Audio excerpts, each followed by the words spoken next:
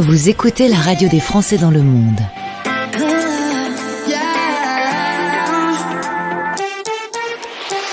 Le podcast. Direction Paris pour retrouver Corinne sur la radio des Français dans le monde, qui tend son micro à la FIAF, une association, on peut dire une vieille association, Corinne, c'est pas gênant, c'est pas préjudiciable de dire une vieille association.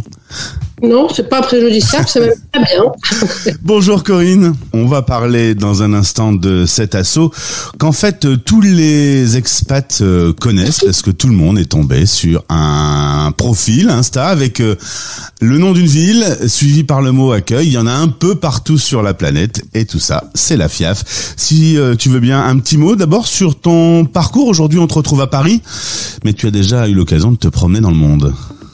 J'ai été expatriée dans plusieurs pays, évidemment. Donc j'ai vécu à Bombay, j'ai vécu à Dubaï, à Moscou et à Bahreïn. Ah ouais, des très différents. Voilà, des pays différents, des expériences passionnantes à chaque fois. Et j'ai rencontré les accueils comme ça, comme adhérente, puis comme bénévole, et enfin comme présidente de l'accueil de Dubaï, avant de revenir en France et de retrouver l'équipe de la FIAF.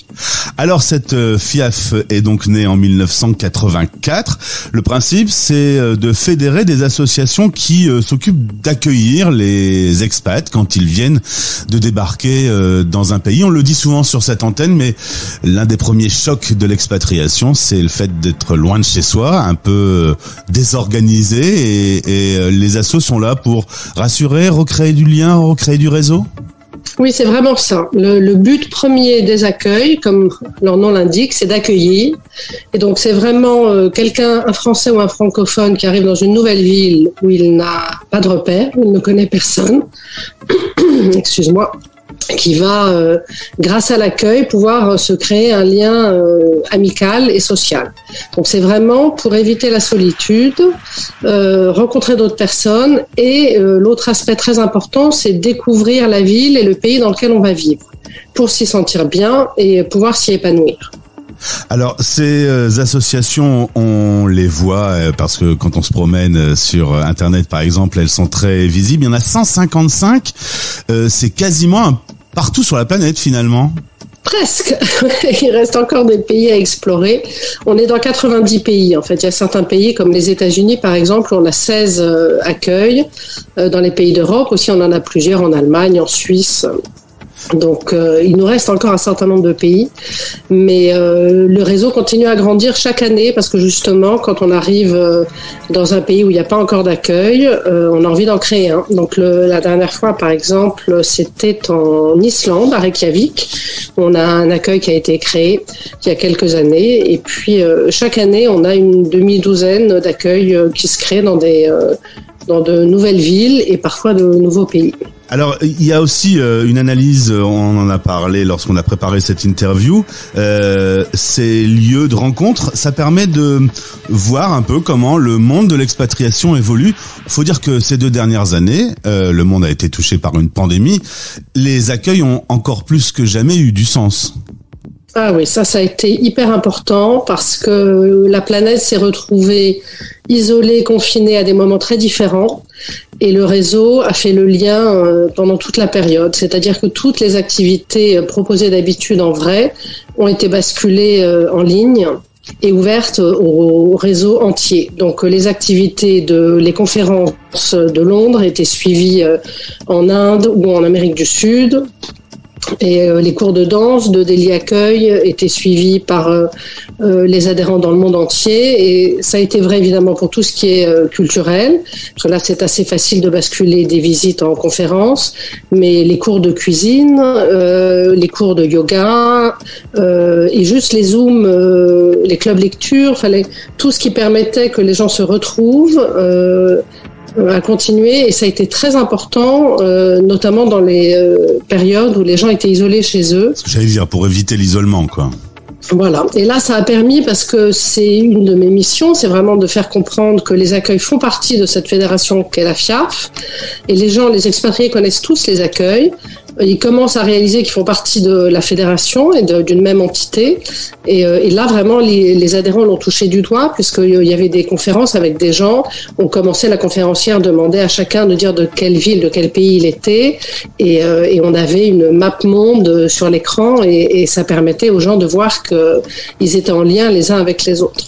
Corinne, présidente de la FIAF, quelles sont les grandes évolutions de ce monde des expats, on va dire, depuis la création, par exemple, de l'association depuis 84? Est-ce qu'on sent des grands changements dans cet univers, dans cette communauté? Le profil des expatriés évolue tout le temps, et il a évidemment changé récemment. Alors je fais toujours attention à ne pas généraliser, parce que ça dépend vraiment, il y a des situations différentes dans chaque pays, mais on peut dire que d'une manière générale, maintenant, les expatriés sont souvent deux à vouloir travailler quand ils arrivent dans un nouveau pays, ce qui, pour nous qui recrutons des bénévoles, est un challenge, réussi pour l'instant, mais un vrai challenge.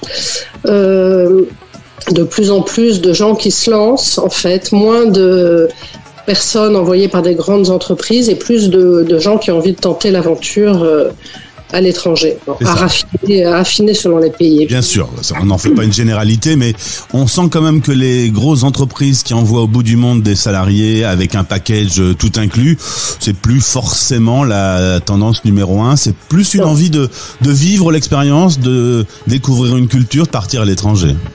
Oui, c'est exactement ça. Peut-être que les outils numériques aussi, le fait de pouvoir travailler, par exemple, on pourrait même garder son même employeur et aller au bout du monde. Ça, c'est des choses qu'on peut faire aujourd'hui grâce à la technologie. C'est peut-être aussi une des raisons. Oui, mais je pense que l'envie de vivre ailleurs va rester plus forte. Et on continue à avoir des nouveaux expatriés dans tous les pays où on a des accueils. Évidemment, on s'est rendu compte qu'on pouvait travailler de n'importe où. Ça a été un des enseignements.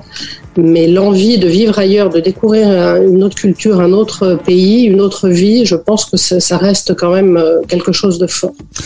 Corinne, quels sont les projets de la FIAF? Qu'est-ce qui va se passer dans les prochains mois, les prochaines années? Est-ce que les pays qui n'ont pas d'accueil encore sont en train de s'organiser?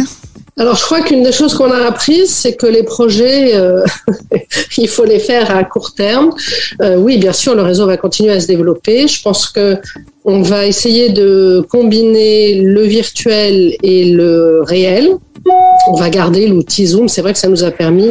Moi, j'ai pu rencontrer toutes les équipes, quasiment de tous les accueils, alors qu'avant, il fallait que je me déplace, qu'ils viennent à Paris. Donc, c'était moins facile.